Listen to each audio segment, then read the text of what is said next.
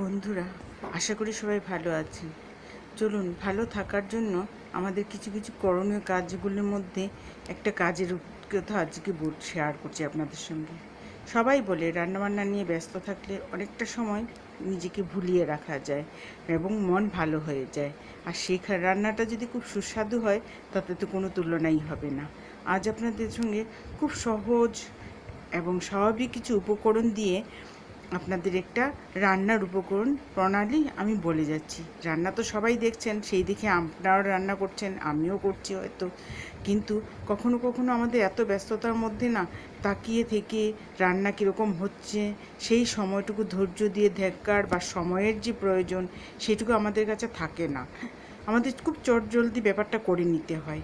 আজ হয়তো আমি অনেকগুলি কথা বলে নিচ্ছি, তবে শুরু থেকেই বলছি, শুরু থেকে আপনারা শেষ পর্যন্ত আমার ভিডিওটা পুরোটা দেখবেন, অনুরোধ রইল। পুরোটা দেখলেই আপনারা বুঝতে পারবেন। আগামী দিনে আমি শুধু রান্নার প্রণালীগুলি বলে যাব, উপকরণটা বলে দেব, তাহলে আপনারা করে নিতে সহজ হবে। কখনো আপনারা কোনো একটা কাজ করছেন অথচ শুনে নিচ্ছেন ব্যাপারটা কি করতে হবে। সেই রকমই একটা রান্না আপনাদের সঙ্গে আজকে শেয়ার করছি, সেটা হলো পেঁপের পোলাও। আপনারা সেটা শুরুতেই বলছি, ভাত দিয়ে হোক, ফ্রাইড রাইসের সঙ্গে হোক, পরোটা দিয়ে হোক, রুটি দিয়ে হোক, এমনকি খুব সাধারণ জিনিস সবার ঘরেই থাকছে মুড়ি দিয়ে, সেটা দিয়েও খেতে কিন্তু অপূর্ব স্বাদ হবে। তাহলে আর কথা না বাড়িয়ে চলুন আমি উপকরণগুলি বলে দিই। প্রথমেই লাগবে একটা পেঁপে, ভালো করে ধুয়ে নেবেন। তারপর ঘি, নুন বা সর্ষের তেল, হলুদ, কিশমিশ, বাদাম, গরম মশলা ফোড়নের জন্য, গরম মশলা, আর খুব বেশি কিছু লাগবে না। একটা শুকনো লঙ্কা দিচ্ছে হলে দিতেও পারেন, না দিলেও হবে। আর যদি কারো শুকনো লঙ্কা খেতে অসুবিধা হয় তাহলে দেবেন না। তার বাইরে আর কিছু লাগবে না। আবার কাঁচা লঙ্কা বেটে নিয়েও রাখতে পারেন, তাতেও খারাপ হবে না ব্যাপারটা। তারপর প্রণালীগুলি বলে দিচ্ছি। প্রথমে কড়াতে একটু তেল দিয়ে দিন, যাদের অসুবিধা আছে তারা তেল দিয়ে দিন, নাহলে পুরো রান্নাটা ঘিতেও করতে পারেন। সামান্য পরিমাণ তেল দিতেও পারেন, নাহলে পুরোটা যদি ঘিতে করেন, ঘি দিয়ে তার মধ্যে আপনার গরম মশলা, এলাচ, দারচিনি আর লং, তেজপাতা একসঙ্গে দিয়ে ফোড়নে দিয়ে দিন। সামান্য পরিমাণ ফোড়নটা হয়ে গেলে খুব কম আঁচে করবেন, ফোড়নটা যেন জ্বলে না যায়। তারপর আপনারা তাতে কিছু বাদাম দিয়ে দিন, সাধারণ বাদাম, আমাদের বাদাম দিয়ে দিন। বন্ধুরা, ভুল হয়ে গেল, বাদাম হয়তো আমি উপকরণে বলিনি, বাদাম দিয়ে দিন। বাদামটা হালকা ভাজা ভাজা হয়ে গেলে পরে আপনারা পেঁপেটাকে কুড়িয়ে রাখবেন। আমার বলাতে অনেকটা ভুল হচ্ছে আজকে।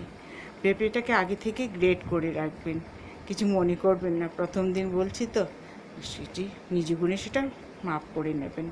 পেঁপেটাকে আগে ধুয়ে মুছে খোসা ছাড়িয়ে আরেকবার ধুয়ে নেবেন, নিয়ে তাতে কুড়িয়ে গ্রেট করে রাখুন। গ্রেট করে রাখে সেই পেঁপেটাকে দিয়ে দিন। একটুখানি নুন দেবেন, হলুদ দেবেন।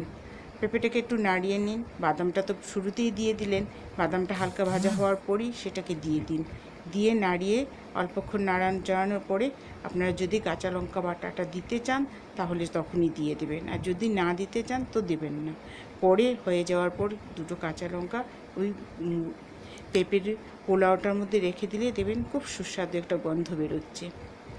সেই এটা নাড়িয়ে চাড়িয়ে হালকা আছে ঢেকে ঢেকে ভাপে ভাপে সেটাকে হতে দিন। মধ্যেই নাড়িয়ে দেবেন যাতে তলানিতে না লেগে যায়। খুব কম আঁচে করবেন, ভালো হবে, খুব বেশিটা সময় লাগবে না।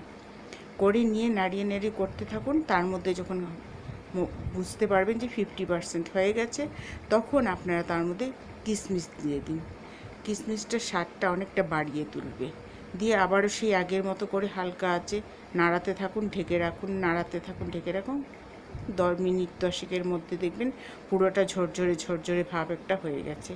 তখন নামিয়ে নিন। নামানোর পরে দুটো কাঁচা লঙ্কা তার মধ্যে রেখে আপনারা ঢেকে রেখে দিন। আরও মিনিট 10 লাগবে না, 5 মিনিট রেখে দিন।